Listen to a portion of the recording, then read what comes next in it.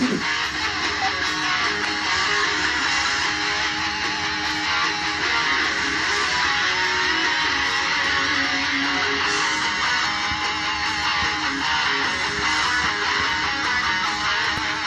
you for joining today.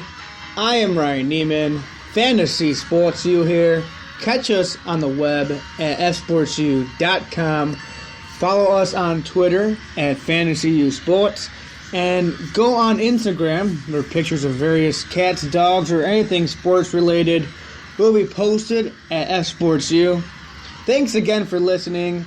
I am Ryan Neiman. We are one day away from the crazy March Madness beginning again, and it was a wild weekend. And we have George, the Maestro Hanna, joining us right now, talking about that and much more, including the NFL owners' meetings. How you doing today, George? Doing great, Ryan. It's great to be back on with Fantasy Sports U again. Thank you.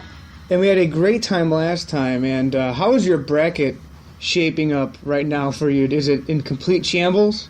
No, it's hard to be humble. The first round, I was 27-5. Oh, wow.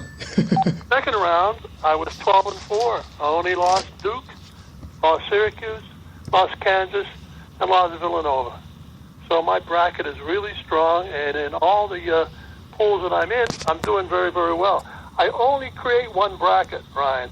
In the past, I used to have 3 or 4, and then all of a sudden I'd be rooting for, let's say, VCU, and then I find out that I picked Stephen F. Austin.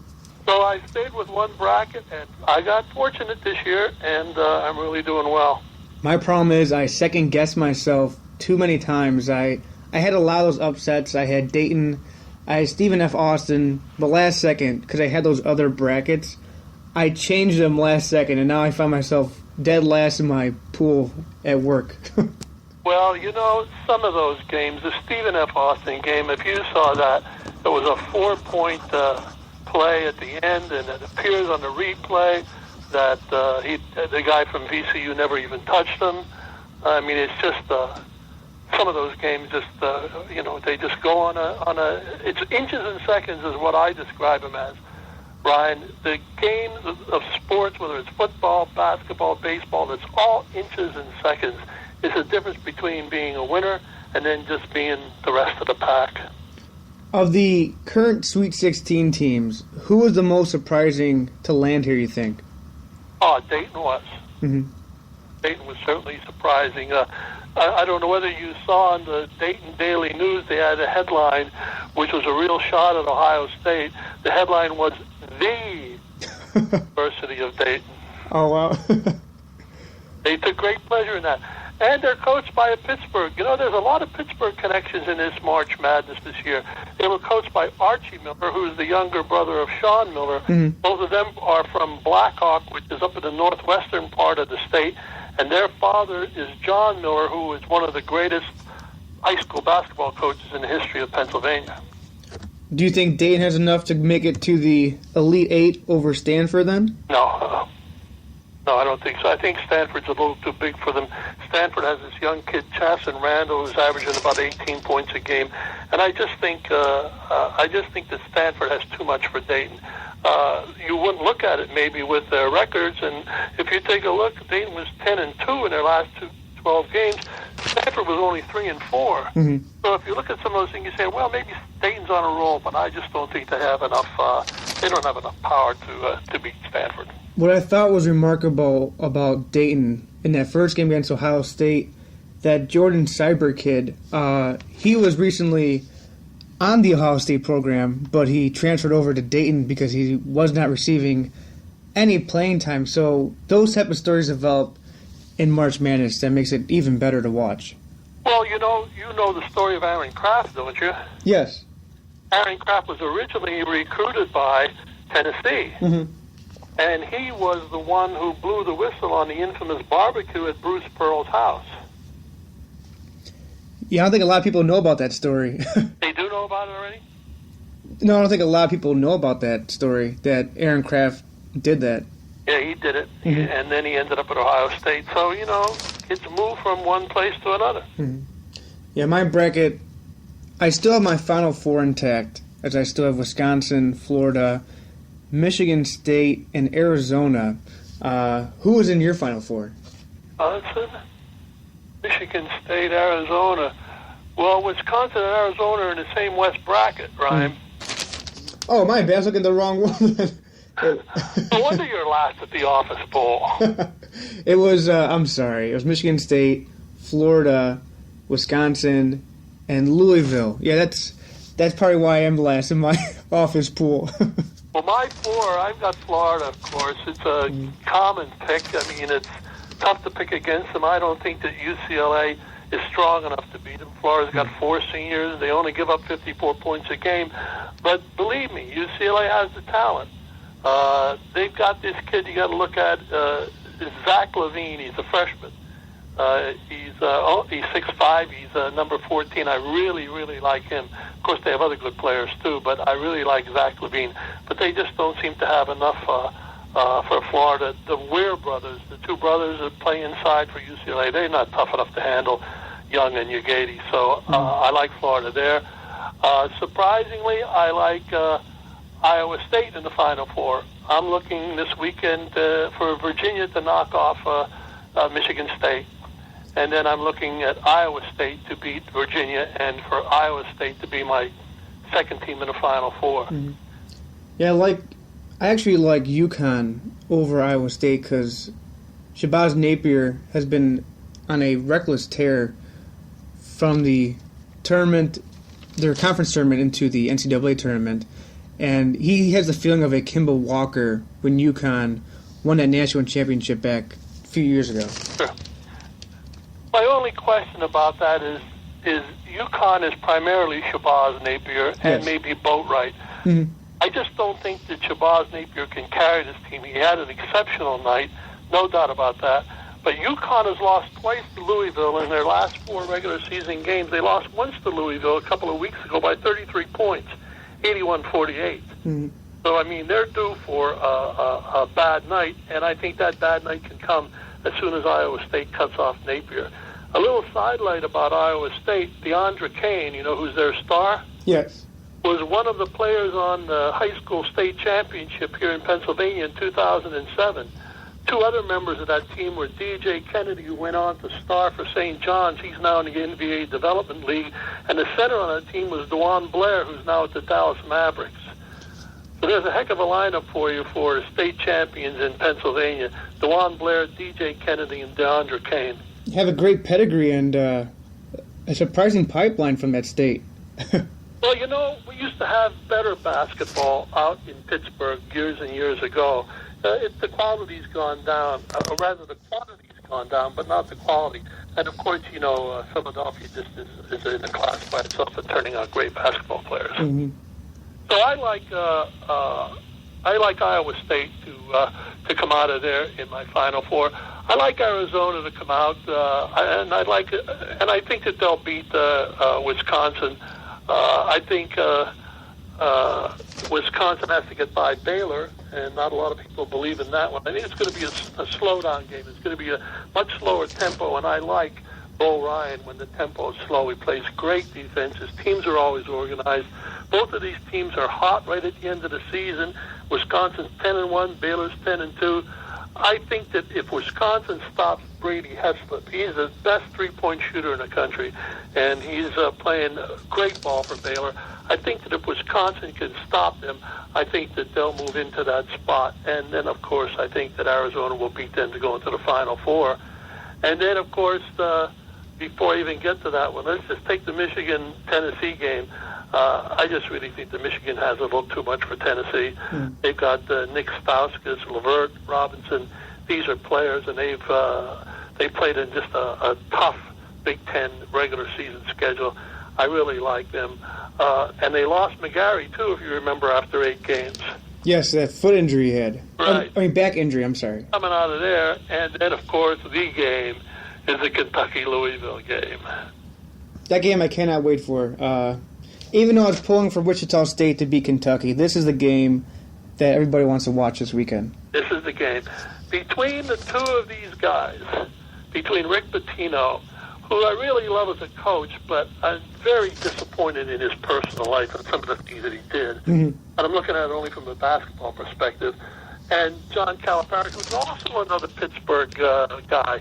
He grew up in Moon Township, went to a little Division III school, Clarion, up in the northwestern part of the state. And, of course, you know all about him in Massachusetts and Memphis. Yes.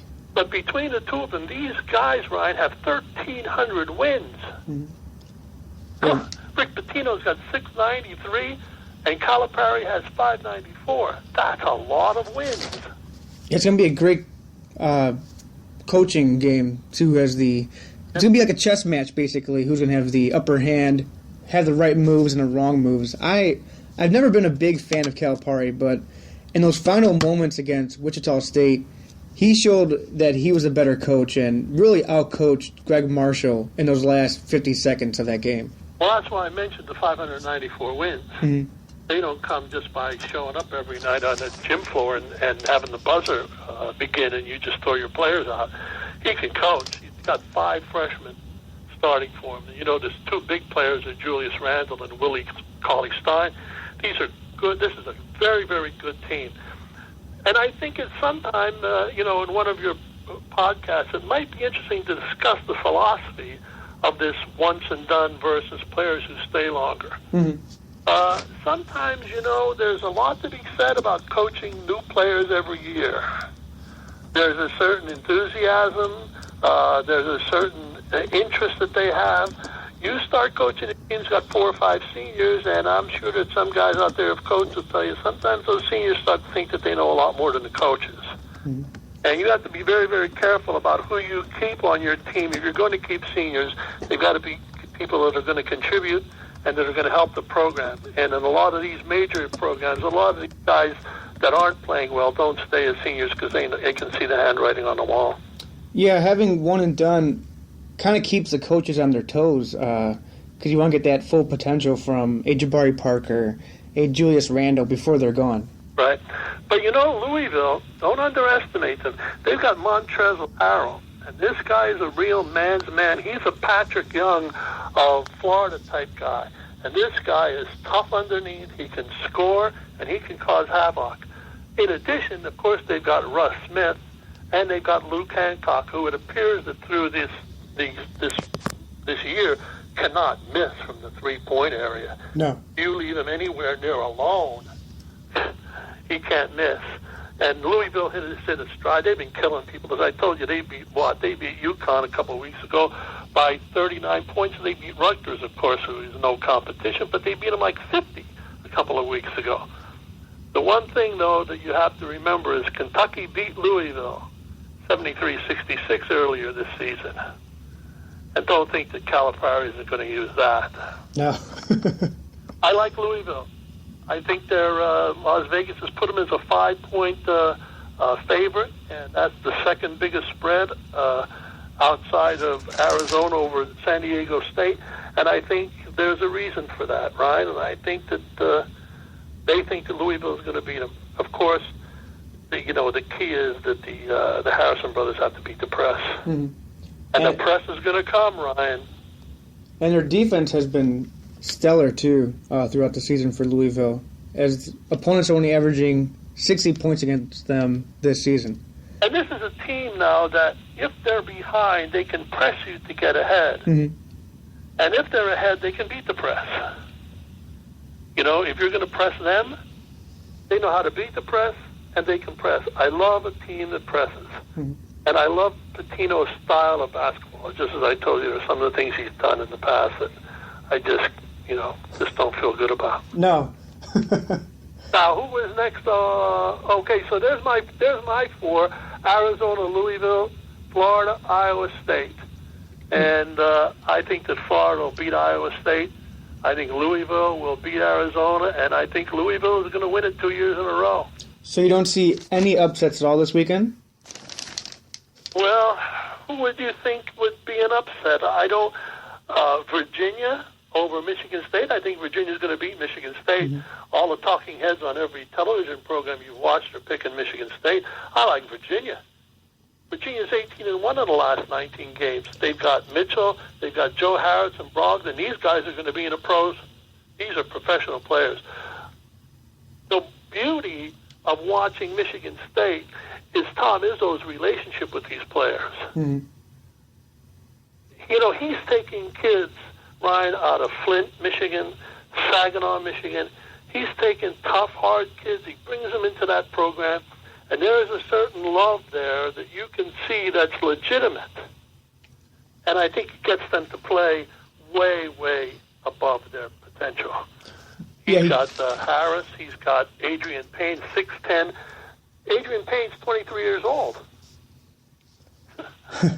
The big difference when you're in there. And one surprising stat that just has me blown away is that Brandon Dawson, back scoring again. He's been averaging 16 points a game. If he scores 7 points a game, the Spartans are 19-0. Yeah, he's a spark for them. Since he's been back, he's just been... Yes, he has. Mm-hmm.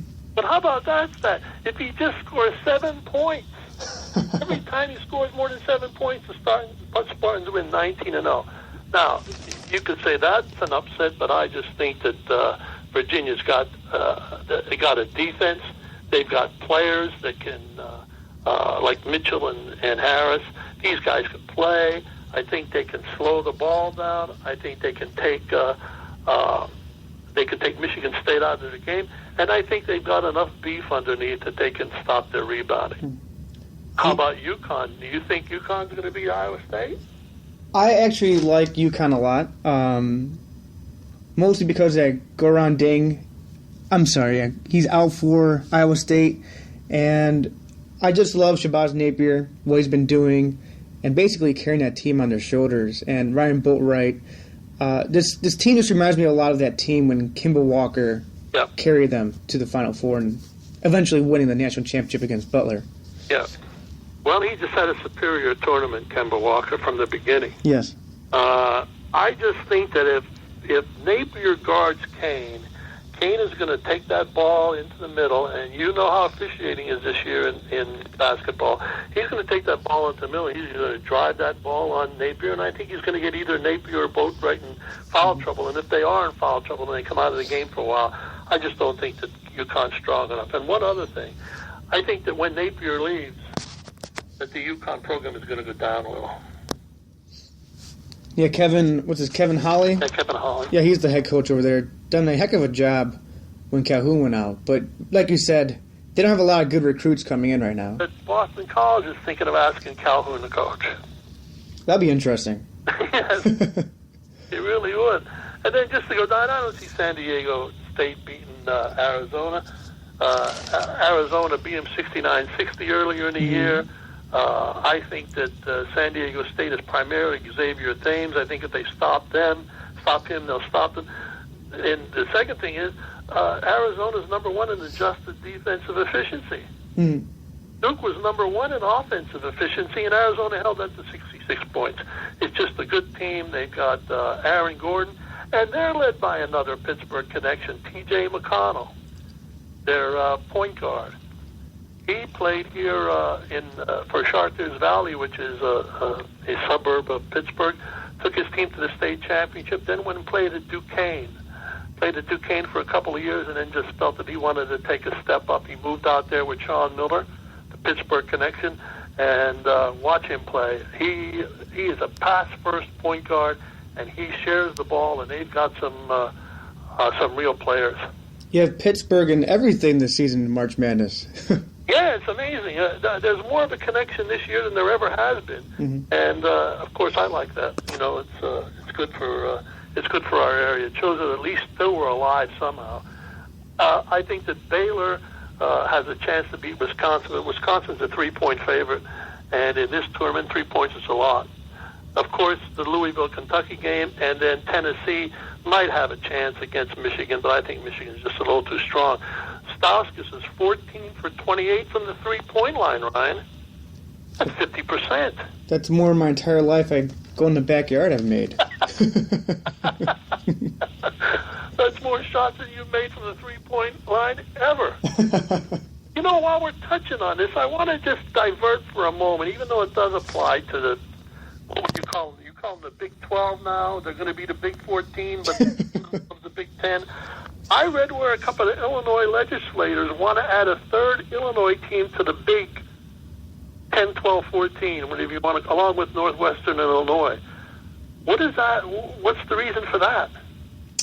I think they're trying to add, it was either Illinois State or one of those smaller schools. I am not too sure why they would do that because those schools wouldn't bring in that much revenue. But yeah, I read about that too. It'll be interesting to see why they even want to add another Illinois school to it. When I look at the possibilities, I didn't even consider Illinois State. I looked at maybe would it be Bradley?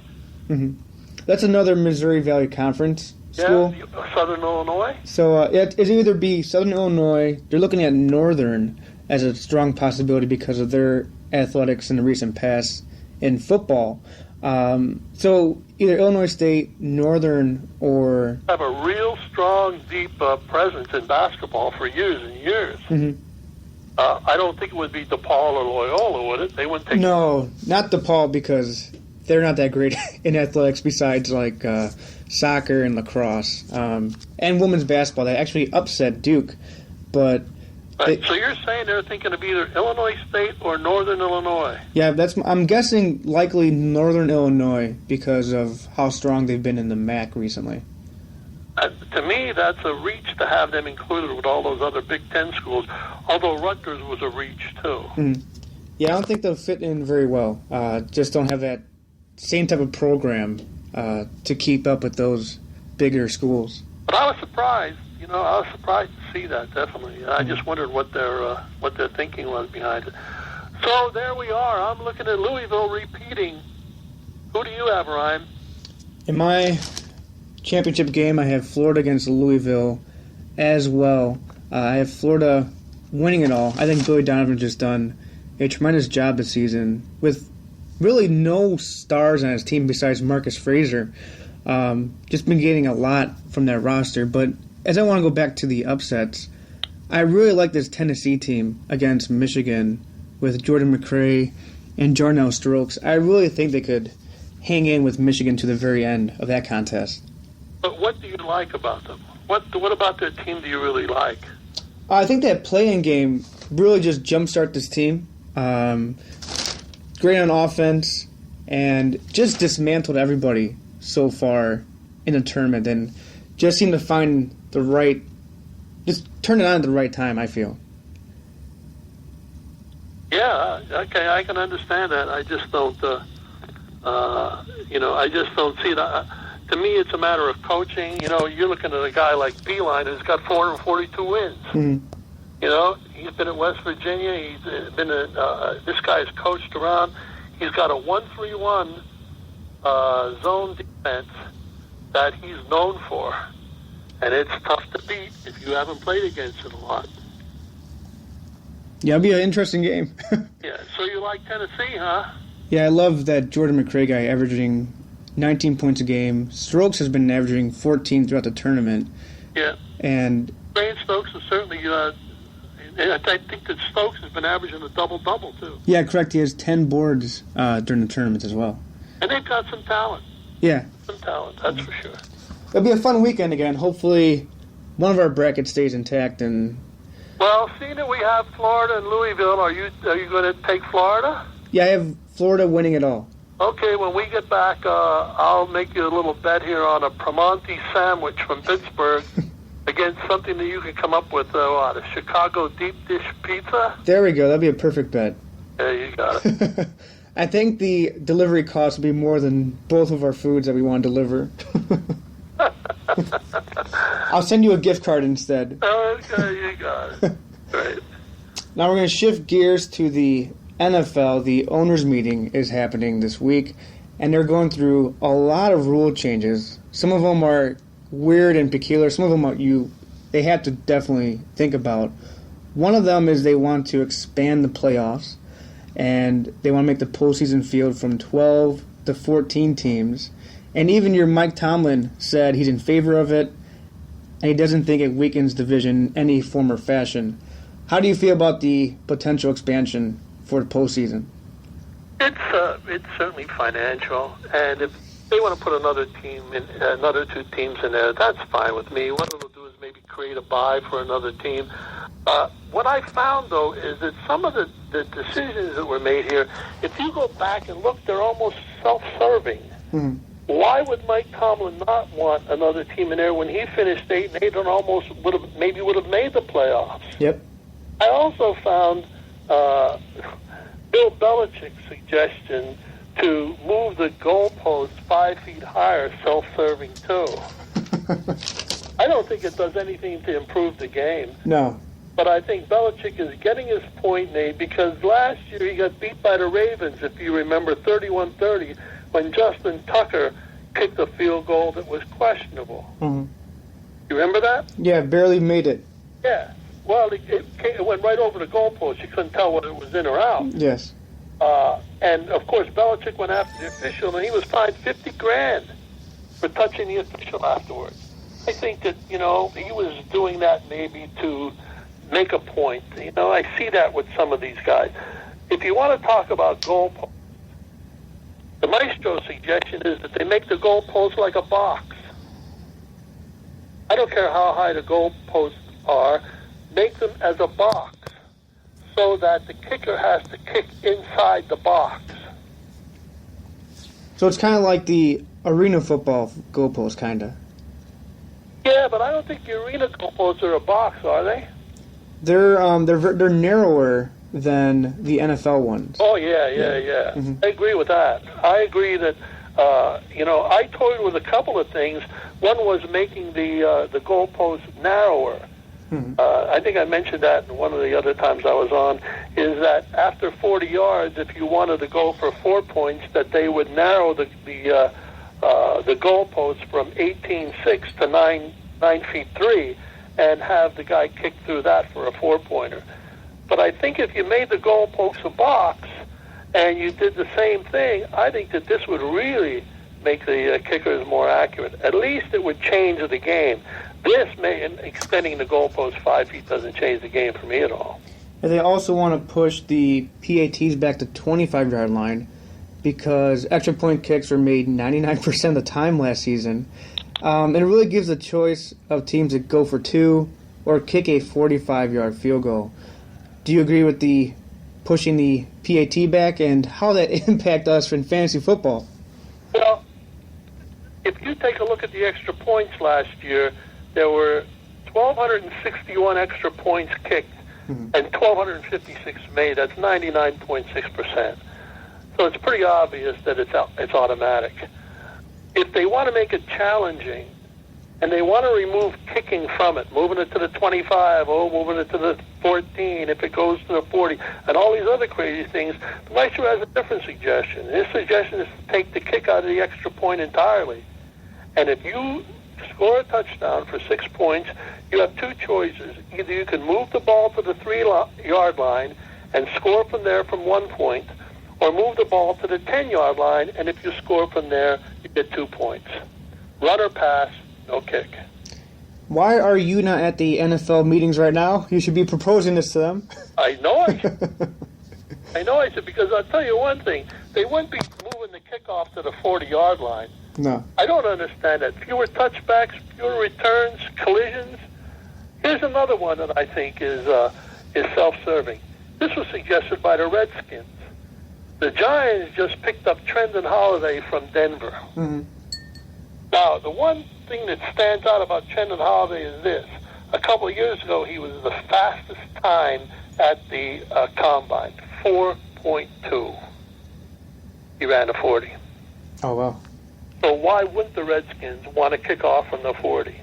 The Giants just paid a lot of money for Holiday, and you know what? He's useless now. Yeah, it definitely eliminates special teams and a player like Trendon Holiday. How about Percy Harvin? Mm-hmm. Hey, you saw Percy Harvin in the one game he played last year. What did he do, run the kickoff back 56 yards? Yeah, he did one in the Super Bowl for a touchdown. Yeah. Yeah, you're right. That's right. I forgot about that. He did run that back. They want to eliminate overtime in preseason. Why not just eliminate preseason? Yeah, I feel like exhibition games should just be 3 games, that's it. Because well, you can't call them exhibition games, Ryan, remember. They call it preseason? Preseason. They're not exhibitions. Mm-hmm. They're preseason where you pay full price for the preseason games. However, they are doing one thing that the Maestro really likes, and is that they're experimenting with the 20-point or the 20-yard extra point. And I think that if they did more of this in the preseason games, it would, number one, make the preseason games at least a little more interesting. Mm-hmm. I said to my buddy, let's go down to the game today. They're trying out 50-yard field goals for 4 points. They're trying out no timeouts. They're trying out this or that. They're experimenting with this or that. I'd be interested in going to see them. But to just see a bunch of guys coming out there playing just to take up a Thursday evening or a Saturday doesn't interest me. And then they want to take the cuts, and they want to cut one time from 90 to 53. Mm-hmm. You know what that would mean? You'd never see the starters. No, never. So what would be the reason for going there anyway? And they want to put cameras on all the boundary lines and sidelines and everything. Ryan, they should have been doing this years ago. We look at a game on television, and what's the one thing that you love out of anything else? The 10-yard line laser that goes across the field. Yep, I'm completely lost without it. Honest to God, you go and watch a game without it, and you say, whoa! Now, you mean to tell me that and in fact, this leads to a larger thing. I really think that the entire game should be use more technology.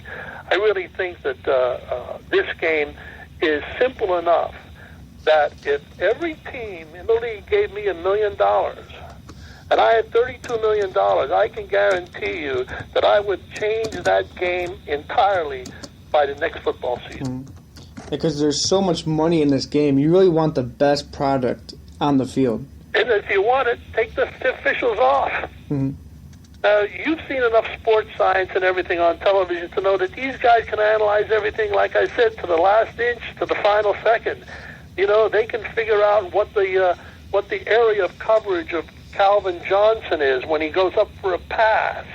They can do everything, and they certainly can do that with the game. First of all, they can put little sensors in the field and a sensor in the tip of the football. I think I talked about this the last time. Use as many cameras as they possibly can. Take as much of the human error out of it. Now they're saying that if there's a questionable call, didn't they pass this, that they would go to some place in some central place in New York or whatever? Didn't they pass that? They are thinking about it as they're consulting with like how hockey does. Yeah, they have the headquarters on replay. I don't think they're thinking about it. I think they decided on it. Let me see. Let me double check that. They're voting on it. Oh no, you are correct. They enabled referees to go to the headquarters and look at the replay, but it says the final call, however, will be determined by the game referee. So even whatever the headquarters says, the game referee will still have a say as to what the final call will be. Oh, I say to that. Mm-hmm. Oh. The game referee is going to overturn the guy in the sky? Yeah. I don't think so. And I think, if you remember me telling you that last year in the Steeler game that they were playing at Heinz Field, obviously the opposing team was dressed in white, so it was very obvious a call. The official was over at the visiting team's sideline talking to the coach, and behind the coach was the guy dressed in what you would call, if you're an old Seinfeld fan, a Gore-Tex jacket that really stood out. It was a quilted jacket. He was in blue. He had a blue ski cap on, and he had a headset. He was talking to somebody, and as the official was talking to the coach, he was standing behind the coach. He motioned to the official with a thumbs-up sign. The official said to the coach, "No, sorry, the play isn't it," went back out, and that was it. So you think we're going to see more of something like that then? I think that they should do it with the entire game. Mm-hmm. I told you, if you give me this $32 million, I'll get some techies here, and what they'll do is they'll input every pass interference call that's ever been made in the NFL as they have records. And right away, that camera can detect in a second or two whether that's a interference call or not. Because what I'm tired of, Ryan, is I'm tired of watching these receivers and defensive backs complain on every single missed pass. Yes. They seem to argue with the refs every single chance they have. Everyone. Yeah. You know, if it's across the middle, if it's a fly pattern, if it's a post pattern, if it's just a short hook, they complain on every play. Mm-hmm. And I'm just tired of it. I don't care what they do, but I hope that they solve it. You know what? They didn't even address it. No. What they addressed was Jimmy Graham, dunking the ball over the goalpost. That's such a wasted time. I could not believe that they're banning dunking on a goalpost. Just a silly rule change. It seems like they're calling it the no fun league is what they're calling it again. Yeah. Just because of stupid. Well, give some of these guys things to write about. Yeah. They can write a cute little column after it's over or whatever. Mm-hmm. You know, did they outlaw the blind side hits by interior linemen? They did the penalties for rolling up on a player's leg from the side. That's the one that they passed recently. Why doesn't the NFL require every one of its offensive linemen to wear knee braces? Mm-hmm. Yeah, it makes no sense. You want to make sure all these players are safe. And do you think it's going to slow them down, change their game, be foreign to them? I guess not, because every major college football program in the United States, their offensive linemen wear knee braces. Mm-hmm. So why would it be such a big change? Yeah, I never understood that. Because the NFL, like you said, they're moving kickoffs up more to prevent collisions and freak concussion injuries. But why wouldn't they worry more about situations like this? You know, the Steelers guard, Dave DeCastro, took out their star center, Marquise Pouncey, in the first game, trying one of those cutback blocks, and he missed the blocker and hit his own man, took him out for the year. Mm-hmm. Wow. That was Jack McNell his job. They hired Jack McNell as the offensive line coach. He was there 1 year. They got rid of him. Now they replaced him with Mike Munchak. Mm-hmm. I can guarantee you he's going to change the blocking schemes. He's not going to the blocking scheme again. Put their own man out. I just don't get it. I thought you were trying to protect, the players. Yeah, you want to. Why not that? Yeah, you would think with all these lawsuits they're receiving from all these brain issues that a lot of players are having with the CTE, that they would try to reduce more lawsuits in the future. I find it shocking that they don't take more of an interest in finding out the problems that these ex-football players are having, Ryan, and address them. Take a look at the concussion issue. A guy like Mike Ditka has championed this concussion issue. Take a guy like Tony Siragusa, who I see advertising the pens every day on TV. He can't hold them. Why can't we address this? Take a look at Joe Theismann. He can't even make it there when he's there. Nope. How about Jimmy Johnson? He can't even make it work. Mm-hmm. So we ignore these. I'm saying it kiddingly, Ryan. We can't get these three guys. Tony Siragusa, Joe Theismann, and Jimmy Johnson, three guys that I admire, they all have problems. Mm-hmm. I hope they don't blame the NFL for those. No, they'll blame their wives for those problems. But what's the reason for not stopping a clock on a sack? Yeah, that's another rule change I want to go through is have clock continue after that. I never understood why the clock has to stop when a quarterback gets sacked. I feel like it's kind of like a timeout for the team, too. Well, let me suggest this. A guy runs Jay Cutler goes back and he runs a 60-yard pattern downfield to Alshon Jeffries, and he gets nailed. Mm-hmm. And he's down on the ground.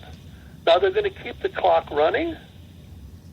So they start the 35-second clock the moment that the whistle blows. It takes him a little while to get up, to shake it off a little, to get back into the huddle to call his plays. By the time that 10 seconds might go by, they turn off the communication system with 14 seconds to go. So what you've reduced him to is now 10 or 11 seconds of discussion with the the offensive coordinator the next play to call when he just had his clock run. Do you think they should maybe add additional timeouts, like more injury timeouts then for situations like that? No, I just think that they should just play it by ear. The official should use his judgment to see, what's it take for this guy to get up and whatever, and then start the clock. He can start that clock and circle his arms anytime he wants to. I don't know why that has to be clarified. Mm-hmm. I'll tell you a bigger rule they never addressed. Can you explain to me what's the down by contact rule? You mean when a player gets like a fumble or a reception and... That's right. Basically what I know from it is... When's he down by contact? It's the elbow or the knee or the back has to be down by contact. Is down by contact reviewable? I'm not sure, actually. I don't think it is. Actually, it is. It isn't. Yeah. So why don't you create a rule where you can define what down by contact is? I saw this happen in the game last year where there were two similar down by contact situations, and they decided differently in both places. It reminds me of the Calvin Johnson rule, kind of. Yes, absolutely. I mean, you're talking about an owners' meeting, and you're talking about rules that have to be addressed. I didn't see anything that really had an impact on the game. Mm-hmm. No, not at all. Not yet. They're focusing on dunking on goalposts instead. Yeah, exactly right. I just don't see it. I will tell you one thing, though, for the people that listen in, if they want to find a good website that will try and touch on or explain the salary cap, it's one called PatsFans, PatsFans. This guy up there in Boston has pretty much, from a layman's viewpoint, analyzed and been able to explain the salary cap and how it works. Because I believed for years that the New England Patriots have circumvented the cap. Mm-hmm. And they do it with this term. Have you ever heard of LBTE and NLBTE? No, I have not. They create cash incentives. Mm-hmm. And one of them is named LBTE, which is cash incentives likely to be earned. And there are things like they give them bonuses or cash incentives for weight requirements, off-season workouts, mini camps. And then there's another one, which is NLBTE, cash incentives not likely to be earned. And they, in the financial deal that they make with them, they put in performance-based incentives that the player hasn't achieved in the past as part of the salary cap. If they don't achieve them, they don't have to carry them over until the next year, which reduces them against what the salary cap is. So now these are the issues that the NFL owners meeting should be looking at instead of dunking. Tony Siragusa depends. Yeah.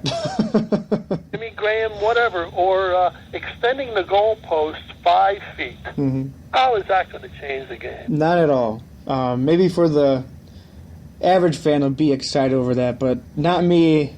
And I might draft a kicker in my first round if they do change that. Oh, yeah. Well, I don't think they've done anything that's going to really affect fantasy football. No, not yet. In fact, I took a look at fantasy football after I graded out the free agents for this year and took a look at what they need in the draft. And I've looked at them. There's only 15 teams that I'm going to draft players from this year.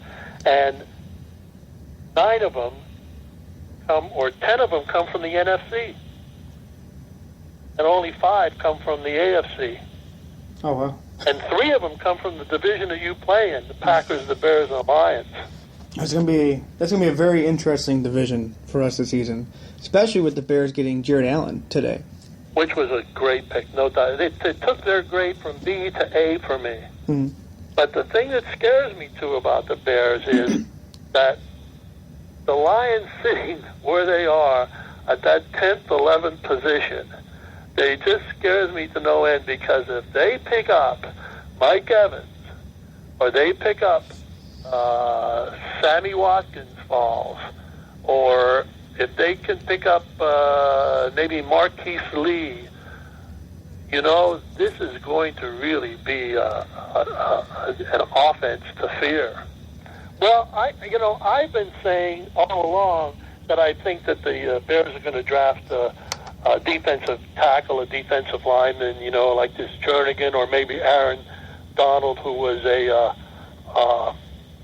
real star at the combine. Mm-hmm. But if you really look at it, what you're saying is, if they draft Jernigan, what you're saying the Bears have done this year is they've really replaced Peppers and Melton with Jared Allen and a young Tim Jernigan or an Aaron Donald. Mm-hmm. So I think that the Bears fans have to evaluate, has this been a fair trade, a good trade for us? Are we better off with Allen and Jernigan than we were with Julius Peppers and Henry Melton? I think so. Yeah, I definitely think so. They solidified that front a lot with all those question marks that they had. Because Henry Melton, he's coming off of that ACL injury, and you're really unsure what you're going to get from him. Absolutely. And and don't forget, you get a lot of youth. Jernigan and Aaron Donald are good players. Yep. And you're also picking up 11.5 sacks from a guy who knows the division. Mm-hmm. And can you imagine what his 2 games against the Vikings are going to be like? Oh, they're going to be great. I can't wait for the Packers-Bears game when Peppers that's another one. Plays the Bears. And can you imagine Allen going after Aaron Rodgers? Oh, that'd be so fun to watch. Right. And that's another team. I told you, I'm only drafting players from 15 teams. I'm not looking at any others. And the only ones in the AFC are going to be the Patriots, the Bengals, the Colts, the Broncos, and the Chargers. No Jacksonville Jaguars?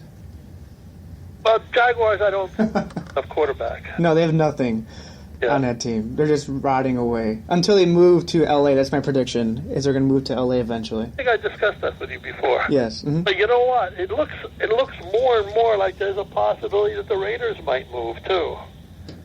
Because Mike Davis has been saying that he thinks the Oakland fans still want to play the Jets in the Meadowlands.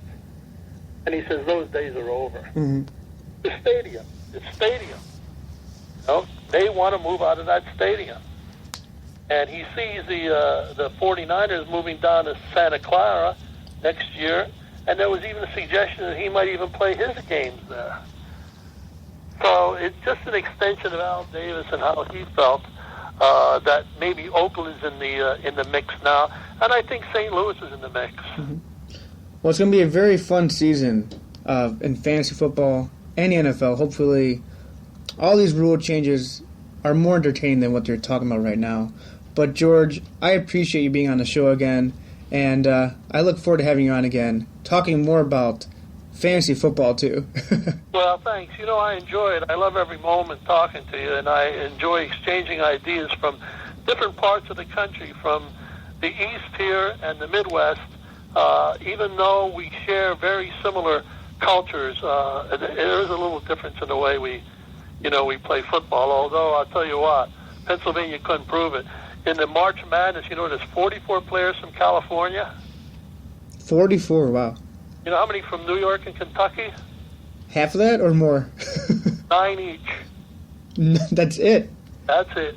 In the Sweet 16, 9 from New York, 9 from Kentucky, 44 from California. The next are Indiana, Michigan, Illinois got 18, Texas, Florida, Ohio, and Wisconsin. Mm-hmm. You would think that those areas would have a lot more people, but I guess not. Especially New York. Yeah, especially New York. It was great fun. All right, thanks again, George, and hopefully your bracket doesn't get busted over this weekend. No, you don't mean that. I know you don't mean that. The next time we talk, don't forget, the Primanti sandwich versus the Chicago fish pizza. Let's go Florida, then. Oh, thanks again, George. I appreciate you being on. Okay, thank you. Have a great one. You too. That was George the Maestro Hanna joining us right now, talking about the March Madness beginning tomorrow and all those NFL rule changes that will be going on. And hopefully it's more entertaining than that stupid rule change of players not be able to dunk on goalposts. Well, thanks again for listening. I am Ryan Neiman. follow us on the web at sportsu.com. Catch us on Twitter at FantasyUSports, and follow us on Instagram at sportsu. I am Ryan Neiman. Thanks for listening. Have a great one.